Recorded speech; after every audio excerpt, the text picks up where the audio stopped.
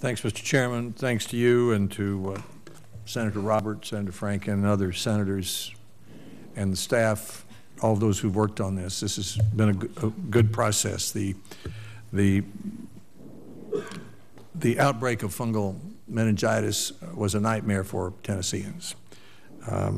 We've had 150 cases, 15 deaths. There was some heroism on the part of some of our state officials who discovered the problem, helped alert other states about it, worked with the FDA.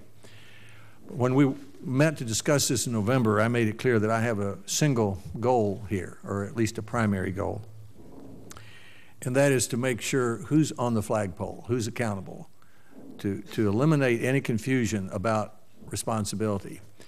And let me take just a minute on that. When I was a new governor, I remember a cabinet meeting, and we had a very important bill to pass, so we all agreed we'd go to work on it and we'd pass it during the week in the legislature. We got back together a week later and nothing had happened. So I said, let's try something else. And so Granville Hinton was a member of the cabinet. It says, Granny's on the flagpole, so we'll all help him, but if it passes, it's to his credit, and if it doesn't, it's his fault. And you'd be surprised we got back together the following week and it had passed because Granville knew that. That happens in a lot of lines of work. Hyman Rickover understood it with the nuclear Navy in the 1950s. He told the captains of every nuclear submarine, he personally hired them, and he told them they had two responsibilities. One was the ship, and the second was the reactor. That if anything went wrong with the reactor, that the captain was personally responsible for it, and his career in the Navy was probably in the dust if anything happened. As a result, during that entire time since the 1950s, there's never been a death as a result of a nuclear reactor on a naval submarine. I'd like to see that kind of accountability here when we talk about pharmacies.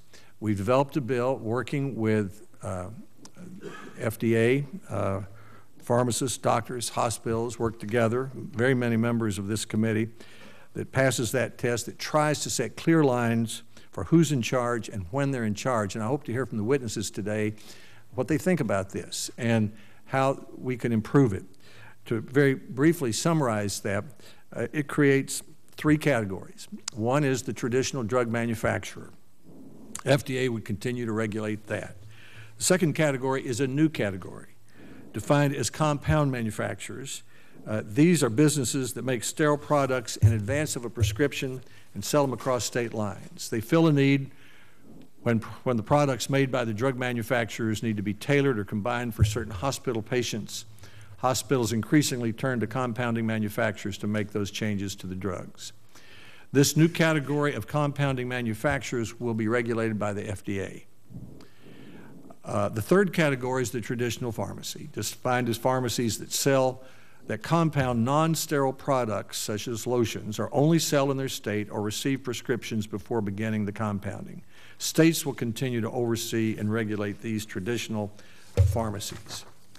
So when you walk into a facility, it will be clear who is in charge of regulating that facility, or if in the draft legislation it's not, we'd like your advice about how to make it clear.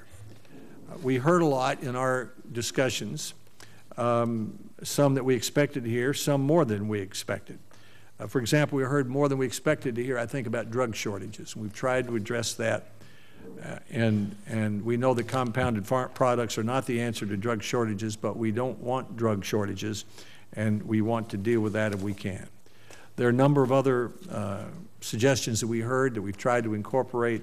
We can deal with that in the questions. There were several senators who want to be involved. So, Mr. Chairman, I'd like to submit my entire statement for the record and let us proceed with the hearing. Thank you, Senator Alexander. Senator Mikulski.